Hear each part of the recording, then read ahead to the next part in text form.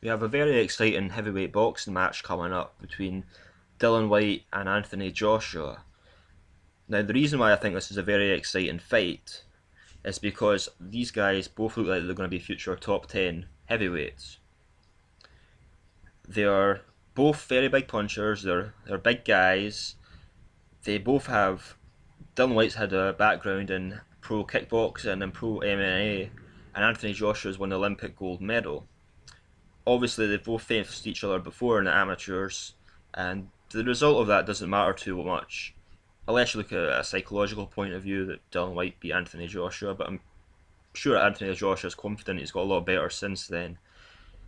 Now, a lot of people are expecting Dillian Whyte to get blown out there in 1 or 2 rounds, and I don't think that's any. There's very rare possibility of that happening. The reason I say that is because Dillian Whyte so far looks like he's got a very solid chin. Just like I said before, he's been into amateur boxing, pro boxing, kickboxing, and MMA. So he's taken some kicks to the face, and he has taken some blows. He's been tagged a few times in boxing matches. Anyone can see that if they just look up the fights herself on YouTube. And he's never been knocked down in any of these careers. So it doesn't look like this guy's going to get blown out, just like all Anthony Joshua's last opponents. But saying that, Anthony Joshua has knocked out Kevin Johnson, who had never been stopped before then either. But Anthony Joshua has never been in there with a guy that looks like he's going to be a top 10 heavyweight at some point and has the same power as Dillian Whyte has. This is going to be a real test, and Dillian Whyte does have the skill, and he does have the power to tag Anthony Joshua and give him problems, and he's tough as well. And Dillian Whyte's tough, just like I said. He's never been knocked down, and he has been in some scraps before. Now, a lot of people are saying Dillian Whyte is just a poor man's version of Derek Chisora. I've read that in a lot of comments, and I've heard that in a lot of interviews, people saying that about him. The reason I don't think that's the case at all is for a few reasons. Derek Chisora is he's a very skilled boxer. He's good. He's obviously managed to get a title shot at Vitaly Klitschko's WBC belt at one point.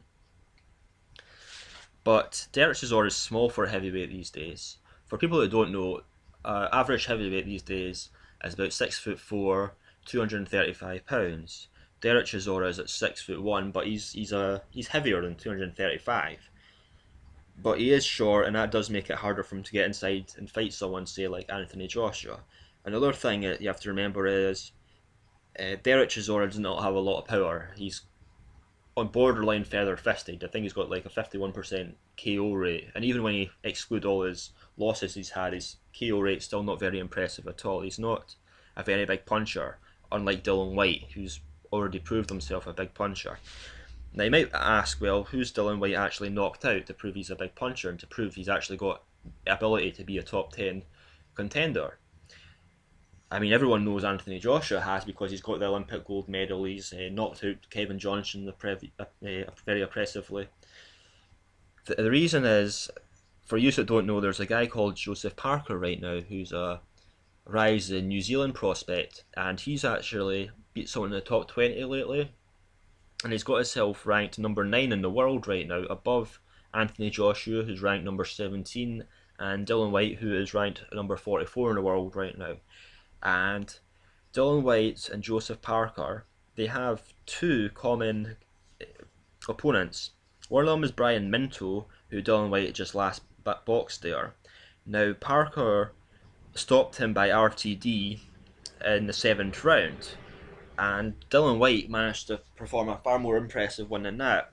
Dillian Whyte had Brian Minto down in the 1st round, and then TKO'd him in the 3rd round. Brian Minto took a very solid punch to the jaw, his leg buckled underneath him, and it looked like he was going to take a 8-8 count on his knee, but he just decided not to get up because it looked impossible. I mean, he was hitting Dillian Whyte with everything he possibly could, and Dillian Whyte which was not budging. And they also fought Costa Jr., who was Dillian Whyte's last fight before then. Now, Costa Jr. got knocked out by Parker as well. He got stopped by Parker in the 5th round, but Dillian Whyte went out there and just knocked him out right in the 1st round. So that's a good comparison for them two. And you got to remember, Joseph Parker is also a number 9 contender right now, and he's looking extremely good. He's very skilled. He's very fast. He doesn't have the power of Dillian Whyte or Joseph Parker, but Dillian Whyte and Anthony Joshua. But he's got the speed there. He does have some power. He's got a lot of ability. He listens to his corner. He's very accurate. Uh, Everyone in New Zealand and Australia has got high hopes for him right now, and he's looking very good. Especially in his last fight, he was very impressive. Now, Anthony Joshua, a lot of people are thinking. I've heard people comparing him to people like Frank Bruno, because Frank Bruno was a lot like Anthony Joshua. He had 21 first round knockouts in his first 14 fights, just like Anthony Joshua. He had 4 first round knockouts. But the thing people need to remember is Frank Bruno never fought the level of competition Anthony Joshua has at this level, at this point of his career. In Anthony Joshua's first 14 fights, he's fought 5 top 100 contenders, and he's fought Kevin Johnson, who has actually been a contender to a WBC belt, fighting Vitaly Klitschko. And just like I said, Kevin Johnson lasted 12 rounds with Vitaly Klitschko, 12 rounds with Tyson Fury, 12 rounds with Christian Hammer, 12 rounds with Derek Chisora, and Anthony Joshua just blasted them out there. And it should have been the first round stoppage, but he managed to make it to the second round. And Frank Bruno also never got an Olympic gold medal, so he'd never proved himself against the best guys, even at an amateur level, unlike Anthony Joshua, who got the Olympic gold. Now, some other things that make this fight interesting is Anthony Joshua looks invincible right now, and he's won that gold and everything, but he has been down before, obviously against Dillian Whyte, but that was a bit early in his career. Later on, when he went into a European Championship, he was actually stopped in a fight, and there's a lot of rumours going around because David Price is spreading it. He's telling people he's actually knocked out Anthony Joshua in sparring before, and that's when David Price is actually wearing big padded sparring gloves, and they've got the headgear on as well. But headgear doesn't actually stop you getting knocks to the chin. It protects you just around your forehead and your actual head area yourself, so you don't hammer your head off the canvas when you get knocked down. And David Price said even with these big padded gloves on, he managed to knock out Anthony Joshua. So maybe that raises some question marks around Anthony Joshua's chin. Now, there is problems with Dillian Whyte. Dillian Whyte, he fought Brian Minto in his last fight, and he looked very sloppy. He wasn't looking very accurate with his punches. He was hitting him a lot in the arms. He wasn't trying to time his punches right. He didn't look like he actually had a lot of skill. In all fairness to Dillian Whyte, he actually said he had a shoulder injury going into that, so maybe that made him frustrated a bit, and he just wanted to get the fight over for as quickly as possible. And in all fairness to Dillian Whyte as well, I have watched all his previous professional fights. I've followed him right from the start of his career, and he's always looked very composed, just like Anthony Joshua has. He's always looked cautious, he's always used skill, and he's looked accurate before. And I think that was just a one-off in a fight. But what concerns me is he should have kept a level head. He should have stayed professional through that. And even his trainer, who is Vladimir Klitschko's trainer as well, was trying to tell him to, he's fighting like an idiot. Just go out there and use your jab.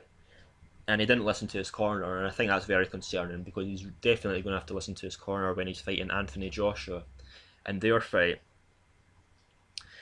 I don't think there's anything else I could really add.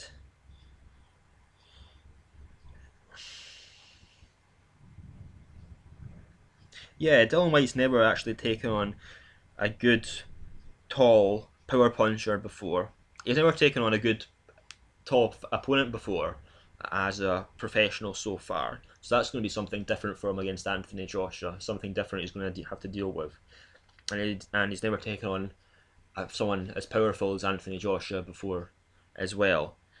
Even though I would still say Dillian Whyte does have a solid chin, he's got the punching power and he's got the ability, and it looks like he's going to be a top 10 fighter right now. So I can see this being a really big fight. I can see maybe not both people getting knocked down, and I think this is going to be a 7 or 8 round fight. I think it's definitely going to end by knockout and be very exciting, with lots of twists on who's winning what. I think this could go both ways.